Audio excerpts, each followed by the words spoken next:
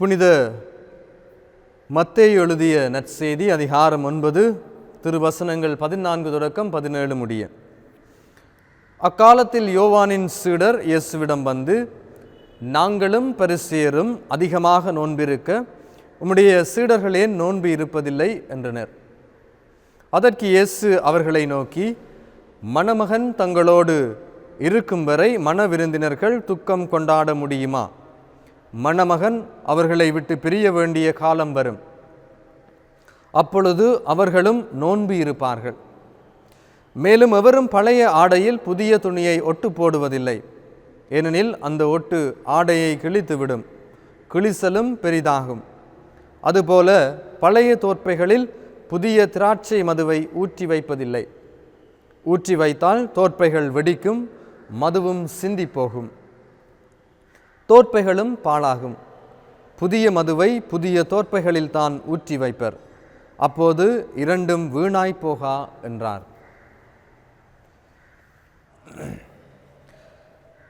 இறை இயேசுவிலே பிரியமான சகோதர சகோதரிகளே,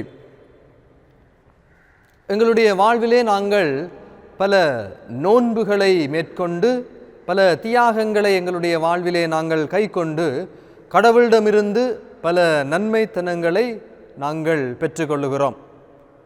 நாங்கள் எங்களுடைய வாழ்விலே நன்மைத்தனங்களை பெற்றுக்கொள்ள வேண்டும். கடவுளினுடைய அருள் வளங்களால் எங்களுடைய வாழ்வு நிரம்பி இருக்க வேண்டும் என்று சொல்லி விரும்பியவர்களாக பல நோன்புகளுக்கும் பல தியாகங்களுக்கும் எங்களை நாங்கள் உட்படுத்தி கொள்ளுகிறோம். ஆனால் கடவுள் விரும்புவற்றை பல தடவைகளிலே நாங்கள் மறந்து விடுகிறோம். கடவுள் எங்களை நாங்களே தியாகம் செய்து நோன்பு இருந்து பல நன்மைகளை பெற்றுக்கொள்ள வேண்டும் என்று சொல்லி எதிர்பார்ப்பவர் அல்ல.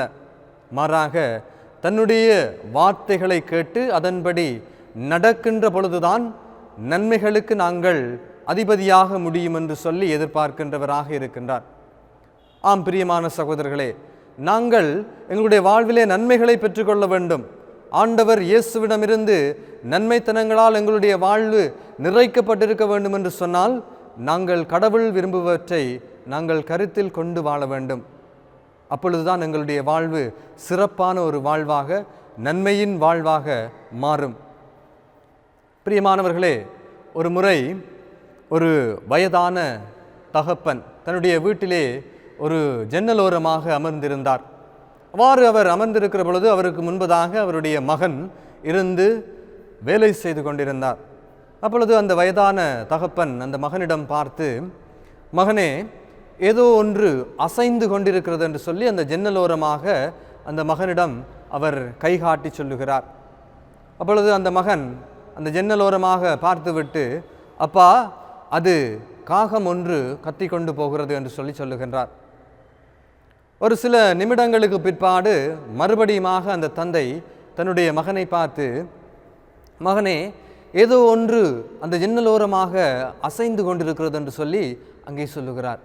அப்பொழுது அந்த மகன் எரிச்சல் கொண்டவனாக, கோபம் கொண்டவனாக தன்னுடைய தந்தையை பார்த்து கோபத்தோடு, அப்பா, நான் உங்களுக்கு கூறிவிட்டேன், அது காகம் கரைந்து கொண்டு கத்தி கொண்டு போகிறது என்று சொல்லி நான் உமக்கு சொன்னேன் அல்லவா என்று சொல்லி கோபத்தோடு தன்னுடைய தந்தைக்கு பதில் சொல்லுகிறார்.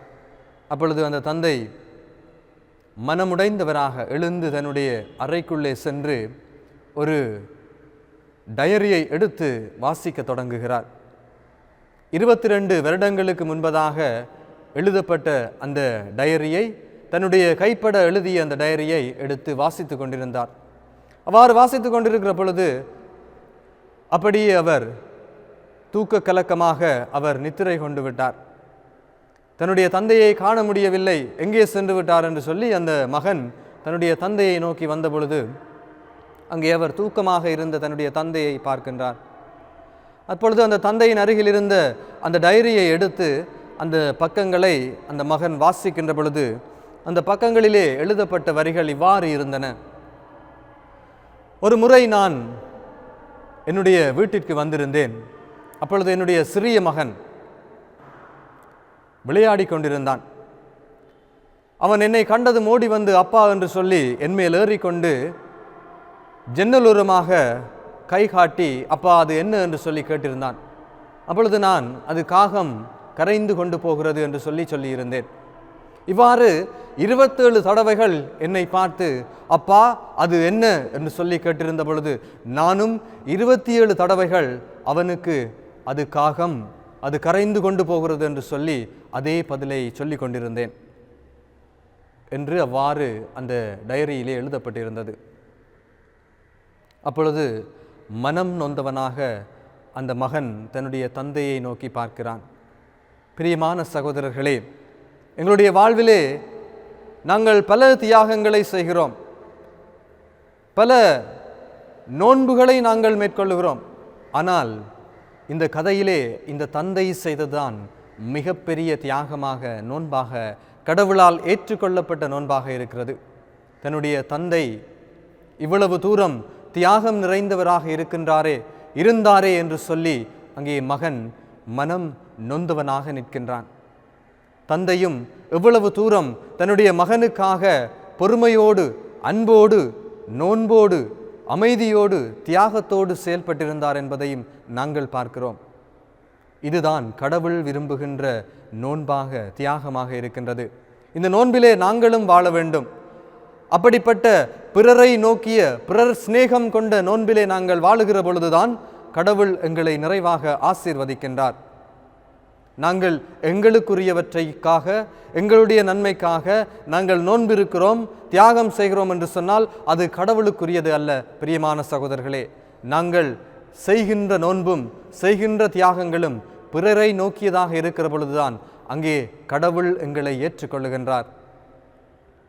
எங்களுடைய வாழ்விலே நாங்கள் பல நன்மைத்தனங்களுக்கு அதிபதியாக இருக்கின்ற பொழுது அது கடவுள் தந்தவை, அது கடவுளுக்குரியவை என்று நாங்கள் எண்ணுகிற பொழுதுதான் அது மிகப்பெரிய பலனாக அமைந்து விடுகிறது. பிரியமானவர்களே, நாங்கள் செய்கின்ற ஒவ்வொரு நல்ல காரியங்களும், பிறரை நோக்கி நாங்கள் செய்கின்ற ஒவ்வொரு செயற்பாடுகளும், அந்த நன்மைத்தனங்களும் எங்களுடைய வாழ்வின் நன்மைத்தனங்கள் என்பதை ஒருபோதும் நாங்கள் மறந்துவிடக்கூடாது. நீதிமொழிகள் 19வது அதிகாரம் 17வது வசனத்திலே நாங்கள் வாசிக்க கேட்கிறோம், ஏழைகளுக்கு இறங்குகிறவன் கடவுளுக்கு கடன் கொடுக்கிறான் என்று சொல்லப்படுகிறது. நாங்கள் ஏழைகள் பால் இரக்கம் கொண்டவர்களாக வாழ அழைப்பு பெற்றிருக்கிறோம். ஒவ்வொரு கிறிஸ்தவனும் ஏழைகள் மேல் அன்பு செலுத்துகிறவனாக இருக்கிற பொழுது அதுவே மிகப்பெரிய நோன்பாக இருக்கின்றது. எங்களோடு வாழுகின்ற அயலவர்களை நாங்கள் அன்பு செய்கிற பொழுது, எங்களோடு வாழுகின்ற அயலவர்களுக்கு நாங்கள் எங்களுடைய இருக்கின்றவற்றை பகிர்ந்து வாழுகின்ற பொழுது, அவர்கள் பசியோடு இருக்கின்ற பொழுது நாங்கள் அவர்களுக்கு உணவு கொடுக்கின்ற பொழுது அதுதான் கடவுளுக்கு உகந்த நோன்பாக மாறுகின்றது. பிரியமான சகோதரர்களே, அப்பொழுதுதான் அந்த நோன்பிலே கடவுள் நன்மையானவற்றை எங்களுக்கு வழங்குவார். இப்படிப்பட்ட நல்ல காரியங்களை எங்களுடைய வாழ்விலே நாங்கள் முன்னெடுக்கின்ற பொழுது, இப்படிப்பட்ட நல்ல சிந்தனைகளை எங்களுடைய உள்ளத்திலே நாங்கள் தாங்குகின்ற பொழுது நாங்கள் திருமுழுக்கு பெற்ற நல்ல கிறிஸ்தவர்கள் என்ற அடையாளத்துக்கு உரியவர்களாக மாறுகின்றோம். பிரியமான சகோதரர்களே, எங்களுடைய நோன்பும் எங்களுடைய தியாகங்களும் கடவுள் நமக்கு தந்தவை. அந்த தியாகங்கள், அந்த நோன்புகளுக்கு நாங்கள் நன்மையானவற்றை தேடுகின்றவர்களாக, பிறர் மேல் நன்மைகளை நினைக்கின்றவர்களாக நாங்கள் உருவாகின்ற பொழுது அந்த நோன்பும் அந்த தியாகங்களும் கடவுளுக்கு உகந்தவையாக மாறுகின்றது. ஆகவே ஏழைகள் பால் நாங்கள் நன்மை நிறைந்தவர்களாக, பிறர் மேல் அன்பு கொண்டவர்களாக, பிறரை ஏற்றுக்கொண்டவர்களாக, எங்களுடைய எதிரிகளையும் அன்பு செய்கின்றவர்களாக நாங்கள் வாழுகின்ற பொழுது அது உண்மையான நோன்பாக மாறி, கடவுளுக்கு உகந்த நோன்பாக மாறி, அந்த தியாகம் கடவுளுடைய நன்மைத்தனங்களுக்கு காரணமாக அமைவதாக மாறுகின்றது. ஆகவே தொடர்ந்துமாக எங்களுடைய வாழ்விலே நாங்கள் எடுக்கின்ற ஒவ்வொரு நல்ல செயல்களும் கடவுளுக்கு உகந்த நோன்பு என்பதை நினைவில் கொண்டு ஆண்டவர் பாதையில் பயணிப்போம்.